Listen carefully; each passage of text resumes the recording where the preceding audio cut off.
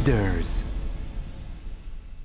Fort de 25 ans d'expérience dans le développement, dans 10 ans dans des postes de direction au sein de l'Organisation des Nations Unies, au niveau régional et national, nous avons le plaisir d'accueillir aujourd'hui Madame Khadija Maalla, senior consultante internationale en leadership, droit international, droits humains, gouvernance, genre, sida et société civile.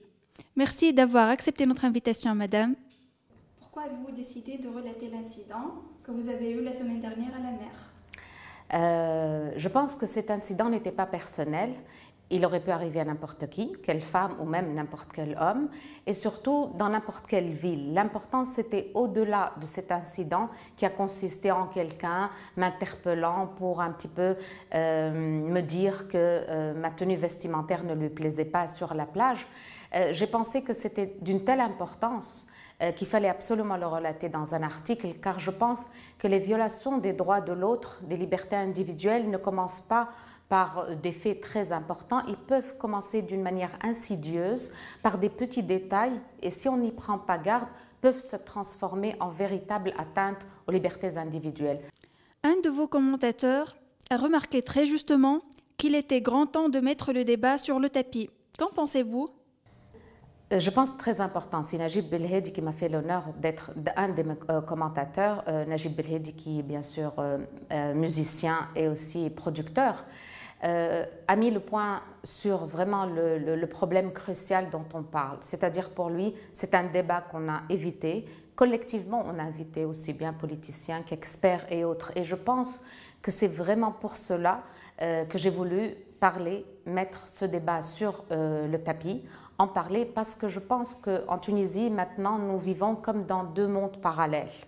Nous nous côtoyons, même parfois au sein d'une même famille, et nous n'avons pas réellement, nous pouvons avoir des idées différentes, voire avoir des points de vue, mais nous n'avons pas des vrais débats, des débats de société autour de questions très importantes.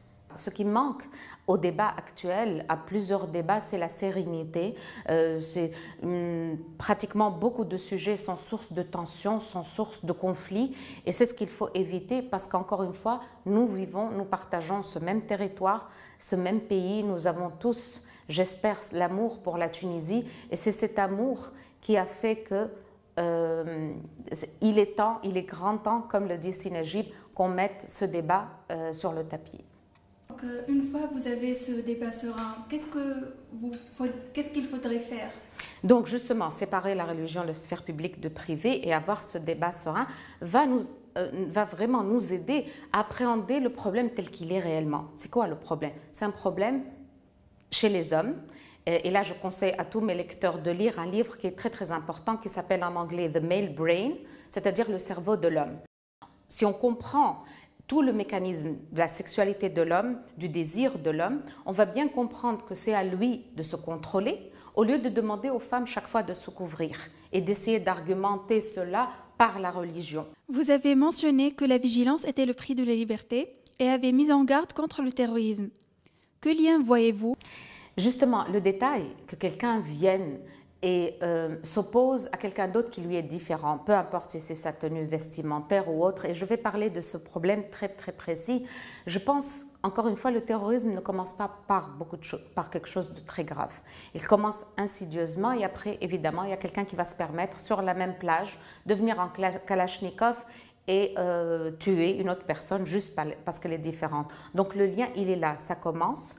Mais moi, le débat que tout le monde évite et que je voudrais maintenant mettre sur le tapis et m'assurer que tous les Tunisiens collectivement se mettent à réfléchir, c'est cette histoire de tenue vestimentaire. Pourquoi je veux en parler de cette manière? Parce que je pense l'amalgame ou le fait de vouloir habiller tout cela d'un habit religieux, et là ce n'est pas un jeu de mots que je fais, mais c'est certainement ce qui a fait que ce débat n'est plus serein.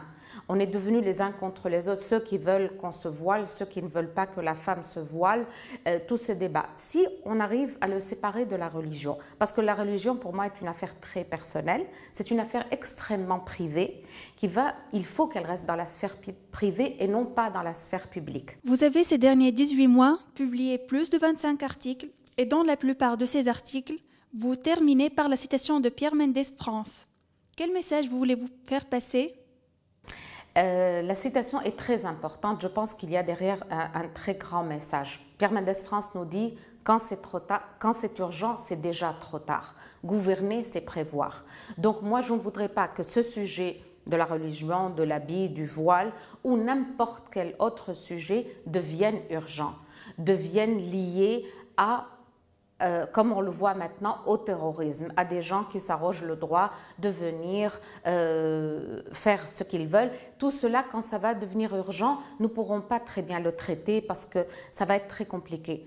Gouverner, c'est prévoir, justement. Si quelqu'un accepte une position politique, quelle qu'elle soit, il a la responsabilité de tout prévoir, d'avoir une vision pour les 20 prochaines années, pour les 50 prochaines années. Et je pense que le maître mot et la conclusion par laquelle je voudrais terminer, peut-être même un slogan, nous sommes tous responsables en Tunisie.